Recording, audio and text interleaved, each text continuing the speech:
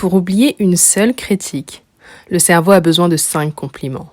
Et oui, on a tendance à retenir et à bloquer sur les informations négatives, ce qui va créer des mécanismes inconscients comme l'autosabotage.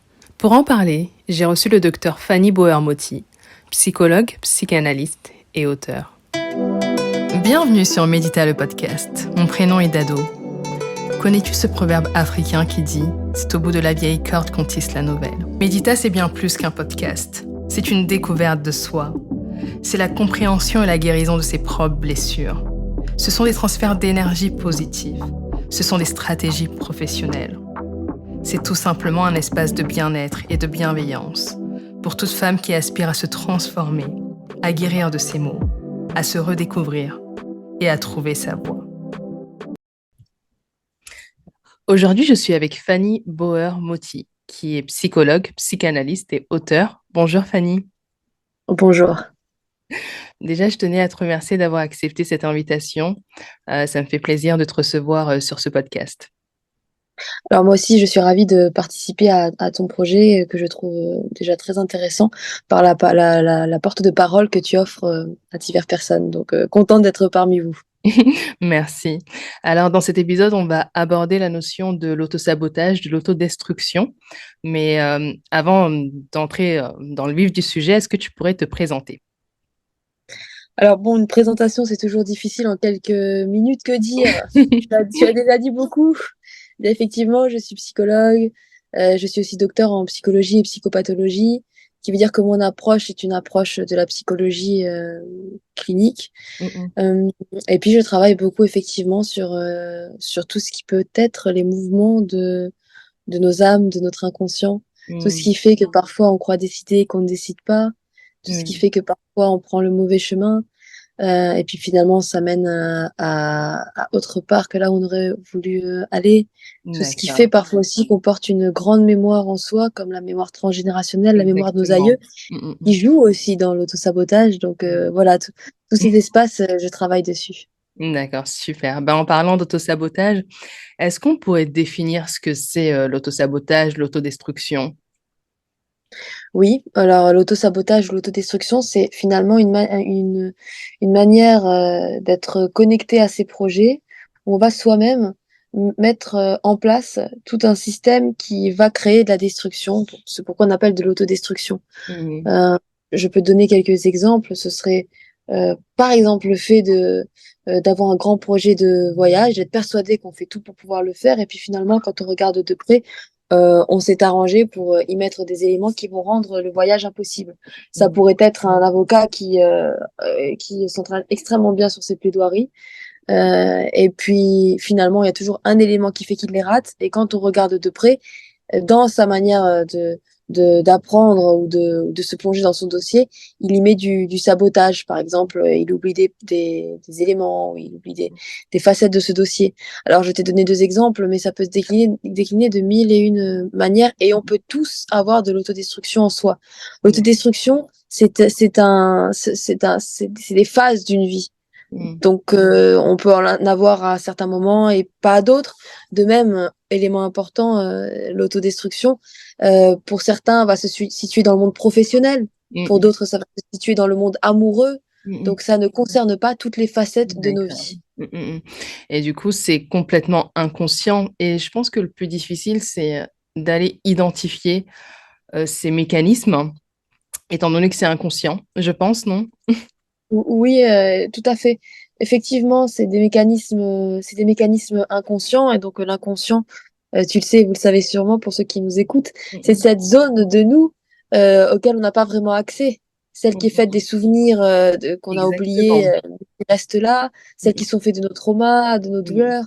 Donc, c'est pas facile de repérer l'autodestruction, mais déjà, se poser la question quand quelque chose rate dans votre vie, de quelle manière suis-je responsable, de quelle manière quelque chose peut venir de moi, franchement, ça peut vraiment déjà ouvrir la porte à identifier cette question de l'autodestruction. Endosser sa responsabilité. Oui, sans se culpabiliser, parce que D'accord. quand on a de l'autodestruction, on n'est pas coupable, entre guillemets, de s'être autodétruit, parce que, en fait, c'est un mécanisme parfois tellement fort que la personne n'a pas la possibilité ou le choix de lutter contre tant qu'elle n'en a pas conscience. Mais Mmh. une fois qu'on en a conscience et qu'on travaille dessus, C'est plus facile. le chemin devient beaucoup plus facile. D'accord. Est-ce que du coup, il faudrait se faire accompagner, avoir recours à une thérapie, se suranalyser? Oui, je pense effectivement. Alors, je sais pas si c'est se suranalyser, parce que pour moi, l'analyse, c'est toujours le bon chemin. On n'est jamais dans l'excès d'analyse, sauf quand on veut analyser les autres. Mais à son sujet, à soi, on n'est jamais dans l'excès C'est plus d'analyse. difficile. Euh, oui, je pense qu'effectivement, une psychothérapie, ben, c'est toujours très utile. Aujourd'hui, la psychothérapie n'est pas que pour régler des problèmes, c'est aussi pour s'éveiller, avancer, cheminer. Donc, je le conseillerais, mais pour ceux qui n'ont pas envie de faire de psychothérapie, ça peut être simplement en faisant de l'introspection, en se Mmh. posant des questions sur soi, justement, en regardant le fil de ce qui a fait que l'on a raté ou échoué, ou qu'on n'est pas allé jusqu'au bout d'un projet, par exemple. Ou moi, j'ai de très bons résultats à ceux à qui je propose d'écrire. Par exemple, si vous prenez le temps d'écrire sur votre vie, d'écrire sur vos projets, d'écrire sur ce que vous voulez conceptualiser, même quand il y a des problématiques, des échecs, en vous relisant, vous pourriez trouver des espaces où il y a pu y avoir de l'auto-sabotage ou de l'autodestruction. Mmh mh. Est-ce que c'est un peu ces schémas répétitifs dans les relations amoureuses ou dans la vie professionnelle? Oui, c'est ces schémas répétitifs-là, mais qui peuvent se relier à plusieurs autres problématiques. Par exemple, dans le schéma amoureux, Mmh mh. on peut on peut remarquer souvent que des personnes qui n'ont pas réglé une problématique en eux, je sais pas, par exemple, le manque du père, Mmh. l'absence de la mère, Les ou un schéma blessures. dysfonctionnel avec un des 2 parents, va répéter un choix de partenaire qui va toujours les emmener au mauvais endroit. Mmh. Alors ça, c'est pas forcément de l'autodestruction, ça peut être, bah, une répétition, un schéma de répétition, qui fait qu'on comme le dit Jung, on repasse 1000 et une fois au même endroit jusqu'à ce que la question se règle. Donc on peut avoir l'impression de finalement de s'autodétruire, et c'est plutôt une répétition, et une recherche inconsciente du même type d'homme ou du même, type de femme. Donc je ferai un peu la différence entre les schémas de répétition et l'autodestruction. D'accord, très bien. Et quelles sont, les raisons de l'autodestruction? Pourquoi on s'auto-sabote? Est-ce que c'est lié aux blessures qu'on a pu avoir dans l'enfance? Est-ce que c'est lié au syndrome de l'imposteur? Est-ce que c'est en lien justement avec ce sentiment de légitimité? Est-ce que peut-être qu'on a peur aussi, de sa propre lumière, de son propre succès? Tout ce que tu me dis peut amener à l'autodestruction. En fait, nos vies sont singulières comme nos empreintes digitales. Donc, à peu près tous les chemins peuvent amener à l'autodestruction.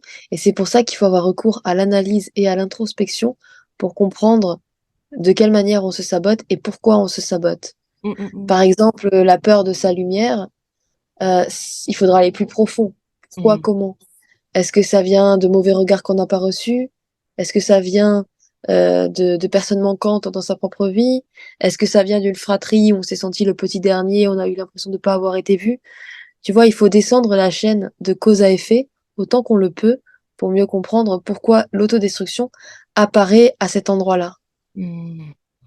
D'accord, je vois. C'est une approche très thérapeutique finalement. Oui, parce que c'est tellement complexe l'individu. On est des individus tellement, mais tellement complexes, Dadou. Si tu savais à quel point finalement tu peux trouver dans la vie des personnes des Mmh mh. chemins qui semblent très clairs et limpides, et pourtant des questions se posent. Par exemple, tu sais, il y a souvent de l'autodestruction chez les personnes qui ont eu un père, par exemple, je donne un exemple, mais qui est assez singulier et pourtant collectif, qui ont eu Ouais. un père qui a vécu l'exil, qui a changé de frontière, qui a une vie assez dure, qui a été assez silencieux, et qui n'a pas pu réaliser aux yeux des enfants, par exemple, tout ce qui pourrait permettre le bonheur, par exemple, d'avoir vu son père malheureux, on va le dire comme ça, avec des mots simples. Eh bien, tu vois ça, souvent, ça peut créer dans la vie de ces enfants devenus adultes une difficulté à s'autoriser au bonheur. Parce que ne pas D'accord. avoir vu son parent heureux rendre difficile le chemin d'accès à son propre bonheur. Et cette angoisse finalement de dépasser son propre parent, ou de réussir là où son parent n'a pas pu. Donc que ce soit l'angoisse d'être à la hauteur, dépasser son propre parent, entre guillemets, ou que ce soit la culpabilité, la peur d'être heureux là où on n'a pas vu son parent l'être. En Mmh tout mh. cas, ça amène de l'autodestruction. D'accord. Est-ce que tu as des exemples de personnes que tu as eu à accompagner qui étaient un peu dans ce processus d'autosabotage, d'autodestruction et qui ont pu changer? Alors oui, dans ma vie professionnelle comme dans mon entourage à moi, parce que l'autodestruction est un peu partout. Mm, Et je dirais que c'est même le mot changement, c'est-à-dire qu'ils se sont transformés au fur et à mesure. La prise de conscience mm, permet toujours de se transformer. Donc une fois que l'on comprend qu'on a de l'autodestruction à un endroit, eh bien le début du travail ou du chemin, selon comment on veut le voir, commence. Mais tu sais, Dado, même des lapsus peuvent être de l'autodestruction. mm, Ou même des envois de messages. Je prends un exemple, une personne qui écrit à quelqu'un et puis qui se trompe de destinataire et l'envoie à une autre personne et ça crée un drame. mm, Ça, c'est typiquement de l'autodestruction. On peut pas penser que c'est du hasard parce que simplement, pourquoi à ce moment-là où on veut envoyer un message à une personne, on l'envoie à une autre avec qui ça crée un drame. Il y a quelque chose du côté de la culpabilité et ça va du côté de l'autodestruction. Donc ces petits détails d'une vie, ça peut être de l'autodestruction. Même un lapsus, un mm, mauvais mot, mauvais moment, ça peut être de l'autodestruction. je vois, d'accord. Donc la solution, c'est d'en prendre conscience pour se libérer un peu de l'autosabotage. Est-ce que sur du long terme, ça peut perdurer? Oui, quelqu'un qui ne travaille pas sur lui, ça peut durer une vie, hein. En fait, quand on travaille pas sur soi, d'une manière ou d'une autre, hein, on peut travailler avec un thérapeute, on peut travailler avec l'introspection de soi à soi, on peut travailler sur le fil de sa spiritualité, mais je ne crois pas à l'évolution qui ne passe pas par un travail sur soi. En fait, tout ce que l'on vit, tu vois, par exemple, même dans les événements traumatiques, dans les épreuves, il y a des Mm, épreuves qui immobilisent et il y a des épreuves qui élèvent. La mm, différence entre bien l'épreuve sûr. qui immobilise et la différence avec l'épreuve qui élève, c'est le travail que tu vas faire dessus, la symbolique que tu vas donner. Il y a une quête, en fait. Il y a une quête à faire, il y a quelque chose à rechercher. Donc, on ne reste jamais comme on est parti quand on part en voyage, mais il faut faire ce premier pas de partir dans un voyage intérieur pour régler ces problématiques. Donc, pour répondre à ta question, j'ai vu beaucoup de personnes se transformer, changer et se Mm, défaire de leur mécanisme névrotique ou de l'autodestruction, mais ça passe par la compréhension de soi. d'accord, très bien. Et toi, pourquoi tu as choisi de devenir psychanalyste? Pourquoi ce domaine? Alors, il y a psychologue, psychanalyste, c'était sur mon chemin comme une transmission. Ma maman était psychologue, mon père était Mm, psychiatre. Il y a toujours eu dans ma famille quelque chose du côté de la psychologie. Mais pas que la psychologie euh, théorique et pratique, vraiment la psychologie comme une éveil. Depuis toute petite, tu vois, ma mère me fait analyser mes rêves. Et aujourd'hui, franchement, c'est un outil incroyable que l'analyse des rêves dont je me sers tout le temps. Et je le transmets maintenant à mes enfants, tu vois. On a grandi et j'ai grandi dans un univers où se comprendre et comprendre l'autre, c'était essentiel et important pour pas se tromper de vie, pour pas se tromper de choix, pour pas se tromper de monde, et puis même pour construire son monde, pour prendre sa place justement, pour se sentir légitime, forte.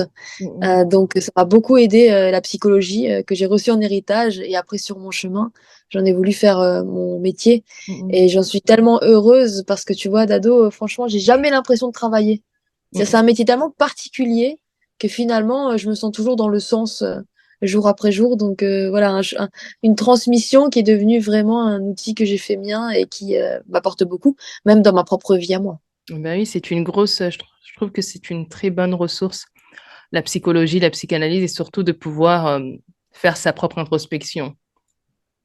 Oui, exactement. Et puis cette vie qui nous fait vivre la vie, la mort, l'amour, qui nous confronte, qu'on le veuille ou non, à des épreuves, qui nous confrontera, qu'on le veuille ou non, à des départs, au fait de devoir construire soi-même sa vie avec ses propres mains. Mm, Franchement, sans la psychologie, je sais pas comment les êtres pourraient faire parce que on se trompe souvent, on est souvent dans des illusions, on est souvent dans des enfermements intérieurs. Les barreaux les plus grands finalement de nos vies, c'est intérieur. Toutes ces illusions, toutes ces impressions, se sentir abandonné, se sentir pas aimé, se sentir rejeté, se sentir pas légitime, tout ça vient de votre histoire, vient de quelque part. Et bien la sûr. psychologie, c'est vraiment ce qui sert à s'en libérer. Donc Mm, même moi, par rapport à mon propre chemin de vie, mes épreuves, les traumas qui ont pu parsemer mon histoire singulière et familiale, ça m'a vraiment beaucoup aidé. Je pense pas que j'en serais où j'en suis aujourd'hui sans la psychologie. d'accord, très bien. Est-ce qu'aujourd'hui, Fanny, tu considères que tu as réalisé ton why? ton pourquoi, ta mission de vie, je pense que oui. Bah, c'est gentil de penser que oui, mais je pense que tant qu'on est en vie, on a encore des choses à découvrir, à construire, et puis il faut jamais s'arrêter de monter sa propre montagne intérieure, continuer son ascension.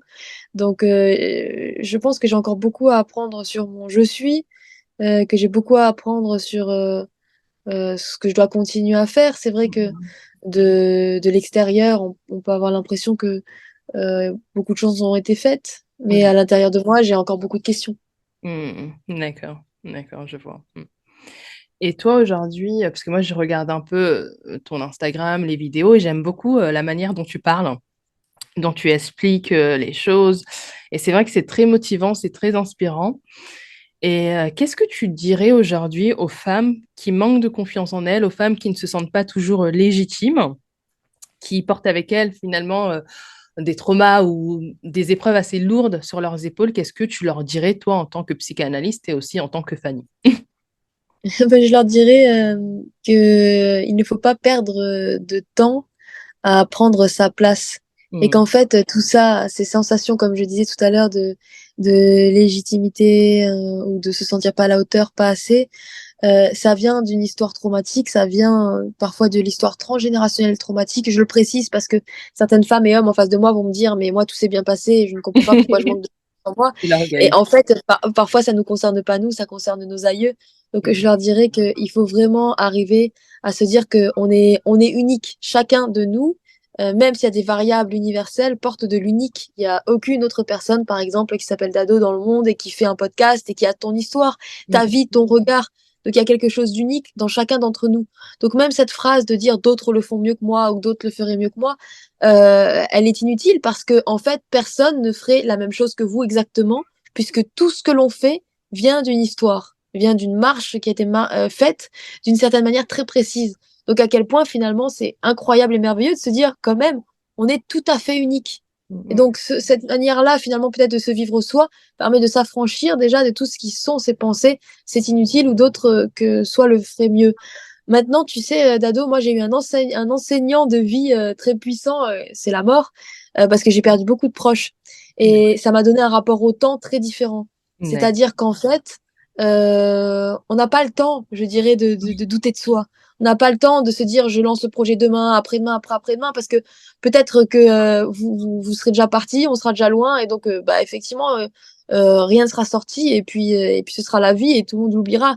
Alors que si vous sortez votre projet, si vous prenez votre place, si vous vivez votre vie justement en ayant conscience que nous sommes là pour un petit temps, Mm. eh bien, il me semble que ça permet aussi d'aller plus vite, d'aller plus loin, en fait, de ne pas prendre son temps de ne pas prendre son temps à devenir, de prendre le temps rapidement de se lancer, de sauter dans son propre océan, de sauter dans ses propres Mm. projets.